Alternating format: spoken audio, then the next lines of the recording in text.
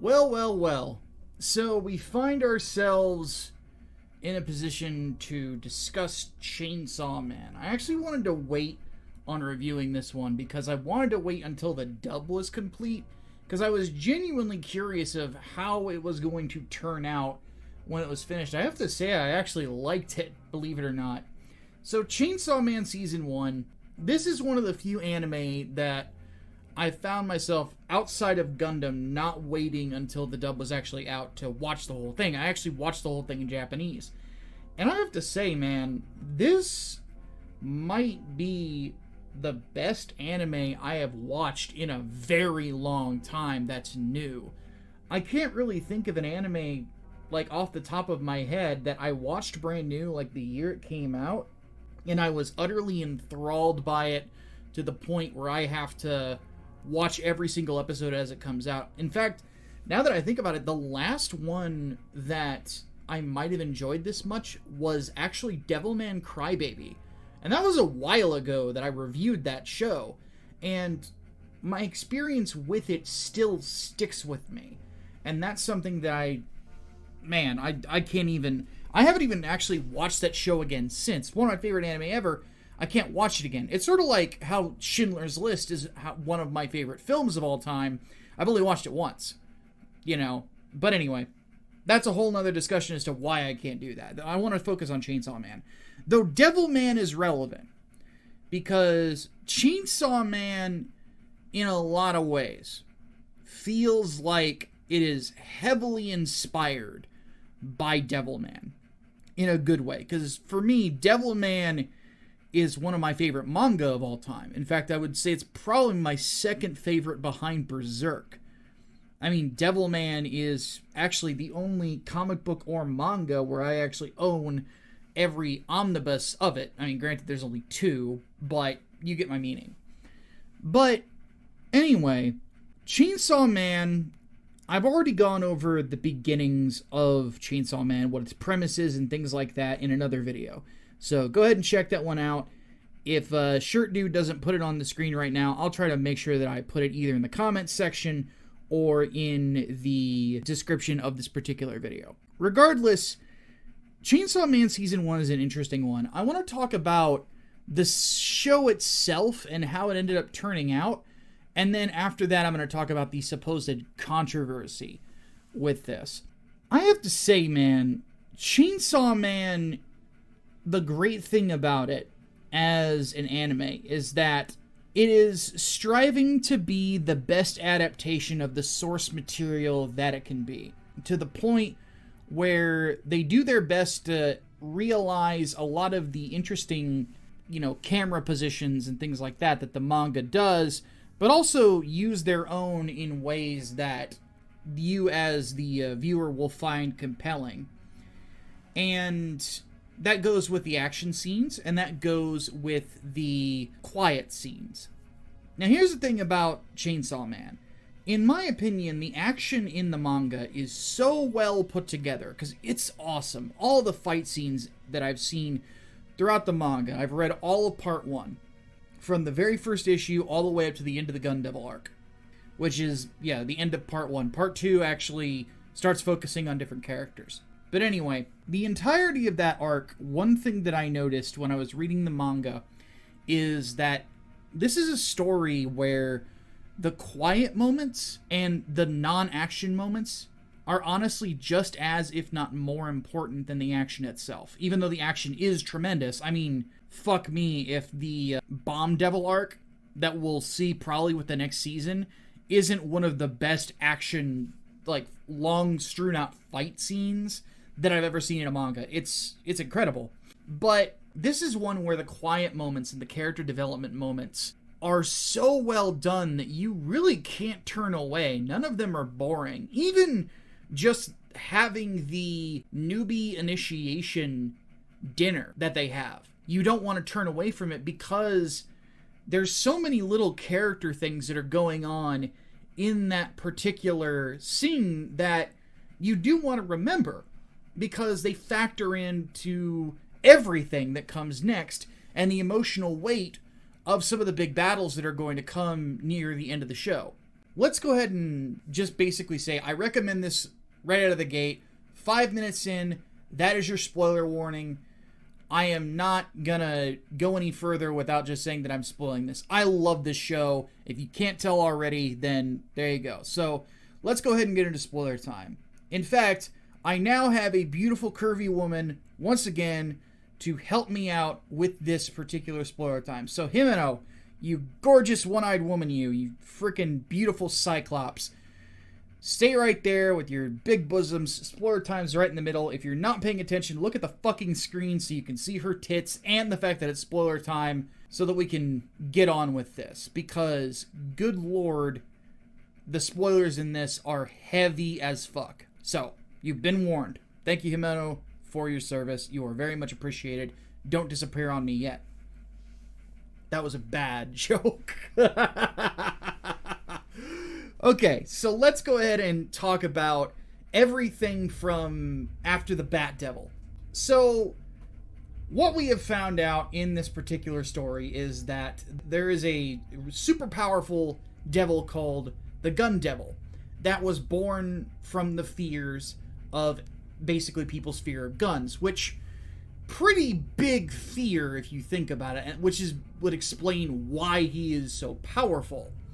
Now, one thing about Chainsaw Man, I have to freely admit, is that sometimes when you think about certain fears giving power within Chainsaw Man, the power structure of the devils in it kind of doesn't make a whole lot of sense.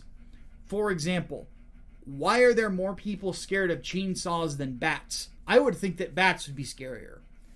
And I would imagine that more people are scared of blood than of chainsaws. I mean, you hear a chainsaw rev up, yeah, you're going to be a little scared, but there's a lot more people that get, like, absolutely mortified by blood than a chainsaw. But maybe I'm wrong on that. Maybe I'm overthinking this, you know?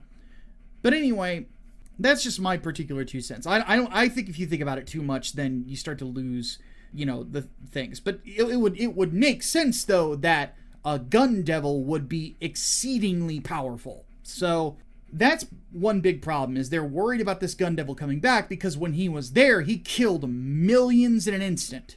It was like literally an instantaneous holocaust, which is, again, even more frightening, which would, if you think about it, would make the devil more powerful, which it did.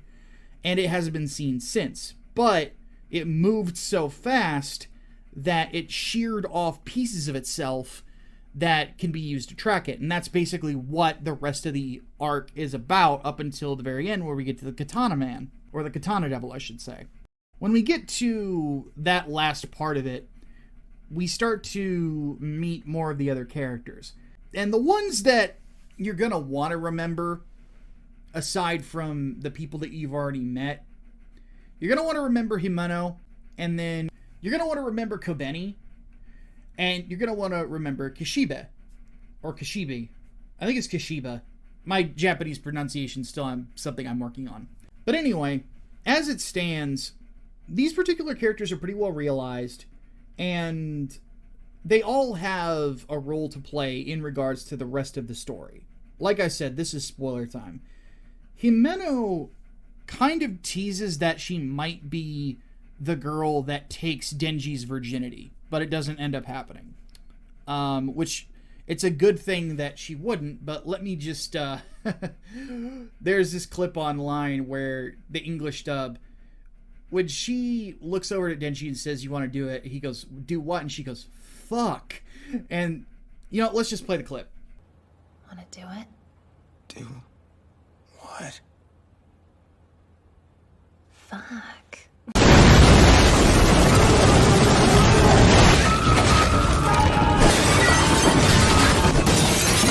Here's the thing. Did anybody else bite their lip when you heard her say that?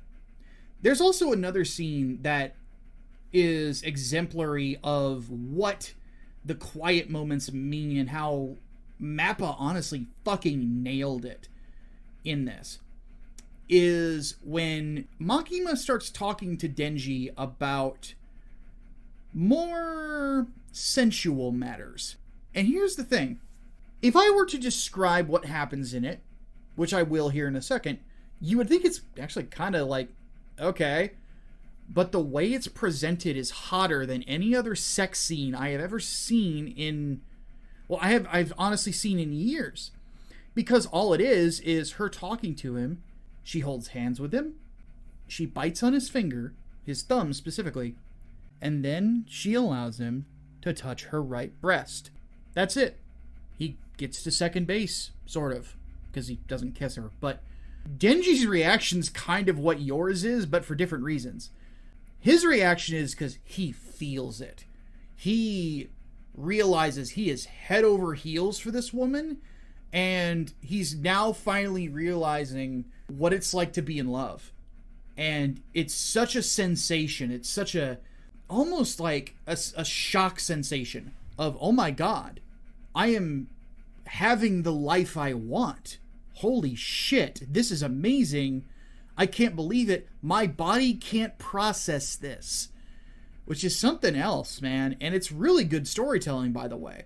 But the fact that Mappa is able to get the sensuality of the scene perfect means quite a bit. And that's one thing that I really love about this particular show is they're able to nail the vibe of certain characters. Now, going back to Himeno, she acts as essentially Denji's first friend. In fact, she wakes up the next morning, being the tomboy that she is. She gets Denji breakfast. She's got a bit of a hangover. And she basically goes out there and goes, "Did I try to fuck you last night?" And they just have a candid conversation about it. She apologizes. And she pretty much just exclaims that, yeah, she wants to be his friend. And you're really happy for Denji in that moment because the two of them are kind of very similar people when you think about it. You know, that's a friendship you can see working. You know, they enjoy the simpler things in life. Beer, good food, and other such things of that nature. They're not trying to make their lives super complicated because they don't know when it's going to end. There's no point in making it super complicated. You might as well just enjoy what you have, right? So, when Himeno sadly dies, you feel it. And you feel a lot of emotions in that moment. And I'll freely admit, man, I had to kind of pound my chest a little bit, keep that manly tear back, because that one hurt. I thought seeing it in the manga hurt. Seeing it in animation was pain. Like, I was just like, oh my God, I feel very much emotional right now. And when you review a lot of stuff, guys, I'm going to tell you right now, it's very hard to crack the shell. And this cracked the shell with me really good. So anyway, this is one thing that I love about Chainsaw Man so far. And this is something that Devilman Crybaby did very well. Is the quiet moments. The personal moments. The moments that, you know, people are interacting with one another. They're just as interesting and intriguing as the action and the lore. And by having those moments that allow you to get to know these characters, the moment that it starts tearing your fucking heart out, which Chainsaw Man will do, I will warn all of you. I won't spoil what happens in all of Chainsaw Man, but this series will rip your fucking heart out and just kind of toy with it. It is one of those scenarios where you're going to find yourself feeling very emotional, feeling a very certain kind of way.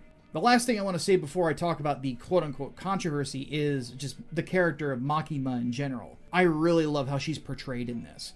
Because one thing that's really interesting about Makima is that she is seductive and dominant, but in a very passionate, almost loving way that's very, very, very unique. If you listen to the way she talks to Denji, she is clearly the boss. She is clearly the one in control. She is clearly the one who is watching every situation. And she's got, you can tell she's the one who's playing with the chessboard. But, in a sense, even though she's got your leash, even though she's got you in the palm of her hand, the way she treats the situation of having you in the palm of her hand and having complete control of the situation and letting you know what the situation is and exactly what she could probably do to you if she had to, you still feel safe there. You still feel a warmth there that, yeah, she's your boss. She is the boss. But she's not coming across as malicious. It's a very gentle control that not a lot of characters can really do. My thing is that I have a feeling that people are going to find the way that she does things later on, she will break your heart. But the way she does it and the way that she acts towards you is one that she allows you to play into her hands. But you have a hard time seeing her hands as a scary place, you know? And that's what I've really, really found intriguing about the way that she's presented. There is a sensuality and a purpose to everything she does. Everything. Even the way that she uses her powers in the scene at the temple. The slow way that she moves. The way that she speaks to people. The gentleness in her voice. And the gentleness in which she requests things. And things of that nature. Like, it is, in my opinion, one of the best uses of femininity in fiction ever. And as the series goes on, people who have read the manga will know exactly what I'm talking about. She is a powerful femininity that we don't see very often in media in general. And I honestly am of the belief that she should be studied by writers everywhere on how to properly portray powerful femininity and using feminine traits in a dominant fashion. Not a lot of people seem to understand that in the writing world, but the creator of Chainsaw Man does. And that is something that I really appreciate about how he portrayed Makima in this particular show, and then how Mappa nails all of those bits of sensuality with her. Oddly enough, one of my favorite scenes in the anime is before she starts using her powers, where she's just changing her clothes. It's everything she does is so methodical. Or when she meets with the Yakuza boss, everything that she does is she just walks into a room and she has control of it the instant she walks in there. But it's not in a domineering sort of Vince McMahon sort of fashion where I'm power walking in here. No, she's always feminine. And that's a positive. This is a way that, folks, you're supposed to write powerful women. You know, this is a way you're supposed to write the true female badass or whatever. Write them like a fucking woman. Don't write them like a guy with tits. Okay. Last bit of this is we're going to address the quote-unquote controversy around Chainsaw Man Season 1. There was a petition that went up that basically said that Mappa was dropping the ball with this particular series, and that another animation studio should instead be doing it, specifically Studio Trigger. I'm going to just say this right now, folks. The only reason that a lot of you people were saying that you would rather have Trigger do it is because you really liked Edge Runners. And look, I get it. From what I hear, Edge Runners is pretty good, but I haven't watched it, and I don't care, to be honest with you, because it's on Netflix. I don't want to watch anything on Netflix, but when it comes right down to it, it's a stupid fucking idea. Why the fuck would we want anybody else to do this? Like, yeah, they would do the action scenes probably better, but I don't know if they would nail the rest of this, honestly. Again, they're a great animation studio, but are they gonna necessarily be able to handle the quieter moments or kind of make it really feel like it's properly adapted from the source material? I don't know, man. I don't know. Maybe there's something about Studio Trigger that I don't know about them. Maybe I haven't seen enough of their work, but from what I have seen, a lot of their stuff is just fucking loud, and yeah, it's just silly. I don't understand it. I don't fucking get it. I don't. So why this was a controversy? I don't know. The fact that over 1,000 people signed it just basically told me that there's over 1,000 people that should never have children. Please do not reproduce. Por favor. Anyway, before I take off, I just want to thank you guys, except the people that signed that petition. Fuck you. But for those of you who didn't, and are also fans, but well, even those of you who did, I'm just fucking around.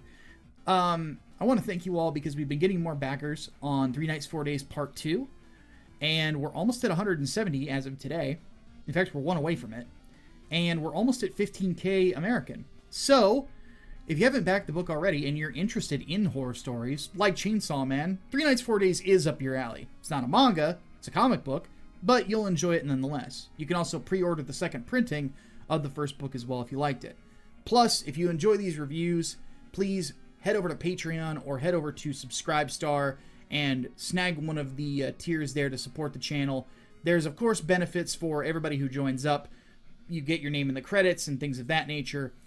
Plus, it helps my editor out as well because I'm basically splitting the money with him. So, on that note, guys, I want to thank you all so much for hanging out. All social media links are in the description as well. Like, share, subscribe, comment, all that fun stuff. My name is Micah Curtis, your favorite vanilla gorilla. Have a good rest of your day.